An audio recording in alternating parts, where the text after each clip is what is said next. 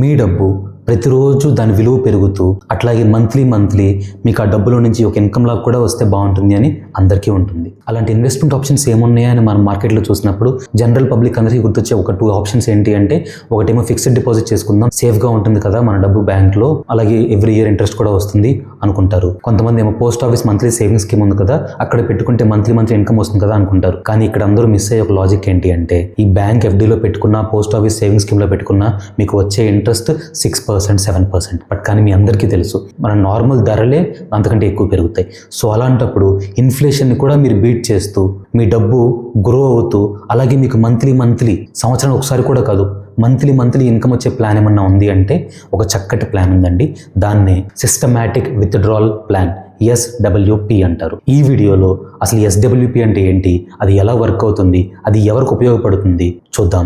అలాగే అసలు SWPకి SIPకి మధ్య ఉన్న తేడా ఏంటి, SWP ఎవరు చేయాలి, SIP ఎవరు చేయాలి, ఈ డీటెయిల్స్ మొత్తం కూడా క్లియర్గా చూద్దాం. వీడియో స్కిప్ చేయకుండా చివరి వరకు చూడండి. ఇప్పటి వరకు సబ్స్క్రైబ్ చేయకపోతే మన ఛానల్ సబ్స్క్రైబ్ చేసుకోండి. అసలు ఈ సిస్టమాటిక్ విత్డ్రాల్ ప్లాన్ అంటే ఏంటో మనం ఒక ఎగ్జాంపుల్ ద్వారా అర్థం చేసుకుందామండి. ఫర్ ఎగ్జాంపుల్, మీ దగ్గర ఒక 5 లక్షలు, 10 లక్షలు, 25 లక్షలు, లేకపోతే 50 లక్షలు డబ్బులు ఉన్నాయి. ఆ డబ్బులు మీ దగ్గరికి ఎలా వచ్చాయి అంటే, మీరు ఏమైనా హోమ్ అమ్మారు, లేకపోతే ల్యాండ్ అమ్మారు, మీ దగ్గర చేతిలో డబ్బులు వచ్చాయి. లేకపోతే మీ LIC పాలసీ ఒకటి ఉంది, ఆ పాలసీ మెచ్యూర్ అయ్యి మీ చేతిలోకి క్యాష్ వచ్చాయి.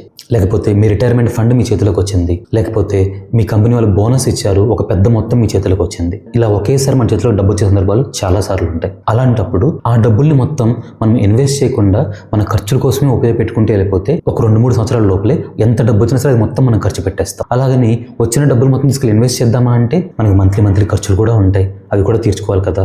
సో మీకు మంత్లీ ఇన్కము కావాలి, అలాగే మీ డబ్బు పెరుగుతూ కూడా ఉండాలి, ఒక ఇన్వెస్ట్మెంట్ గాను ఉండాలి. సో ఈ ఇన్వెస్ట్మెంట్ ప్లస్ మంత్లీ ఇన్కమ్, ఈ రెండింటిని కంబైన్ చేస్తూ తెచ్చిన ఒక స్కీమే సిస్టమాటిక్ విత్డ్రాల్ ప్లాన్.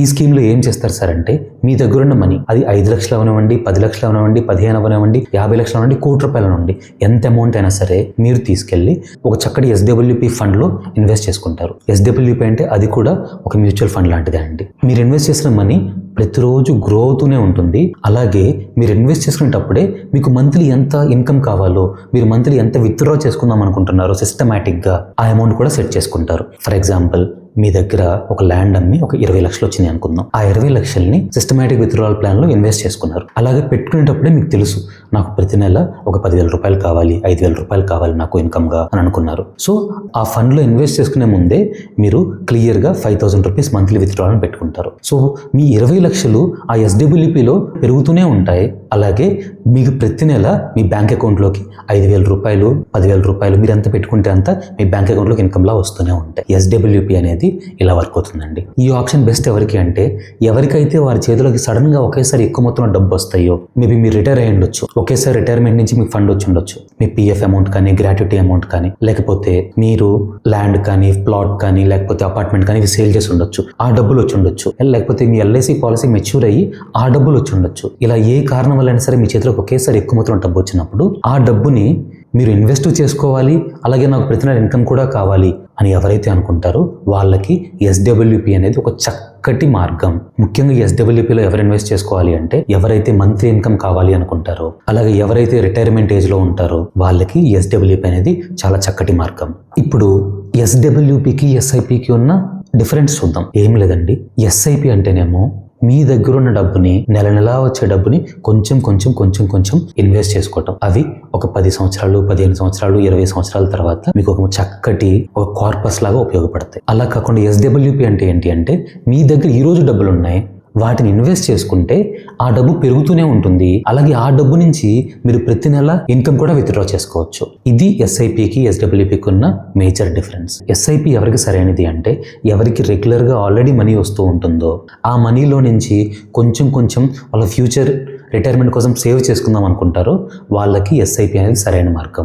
SWP ఎవరికి సరైనది అంటే, ఎవరికైతే చేతులకు సడన్ గా డబ్బులు వస్తాయో ఆ డబ్బుల్ని వాళ్ళు ఇన్వెస్ట్ చేద్దాం అనుకుంటున్నారు, అలాగే ఆ డబ్బుల నుంచి ప్రతి నెల కొంచెం అమౌంట్ వాళ్ళ ఖర్చుల కోసం విత్డ్రా చేసుకుందాం అనుకుంటున్నారు, అలాంటి వాళ్ళకి SWP అనేది కరెక్ట్ ఆప్షన్. ఈ SIPని SWPని అర్థం చేసుకోవడానికి ఒక రియల్ లైఫ్ ఎగ్జాంపుల్ చూద్దామండి. ఫర్ ఎగ్జాంపుల్, రమేష్, సురేష్ ఇద్దరు ఉన్నారు. రమేష్ ఏమో SIPలో ఇన్వెస్ట్ చేస్తున్నాడు. రమేష్కి ప్రతి నెల శాలరీ వస్తుంది. ఆ శాలరీలో నుంచి ప్రతి నెల 10,000 రూపాయలు ఎస్ఐపిలో ఇన్వెస్ట్ చేసుకుంటున్నాడు.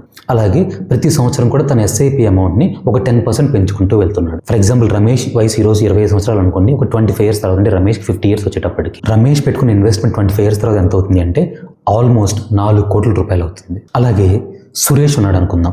సురేష్కి ఒక ల్యాండ్ ఉంది.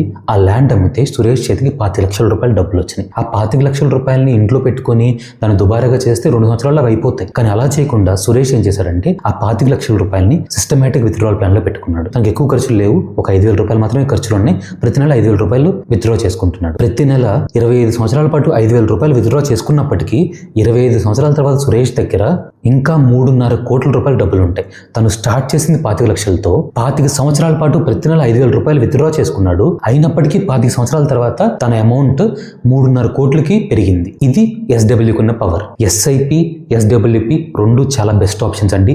సరే, ఇందులో ఏది బెస్ట్ అనేది ఏమీ ఉండదు. ఎందుకంటే ఎస్ఐపి అనేది ఒక రకం అవసరం ఉన్న పీపుల్కి, ఎస్డబ్ల్యూపి అనేది ఇంకో రకం అవసరం ఉన్న పీపుల్కి, రెండిట్లో కూడా ఏది బెస్ట్ అని ఉండదు.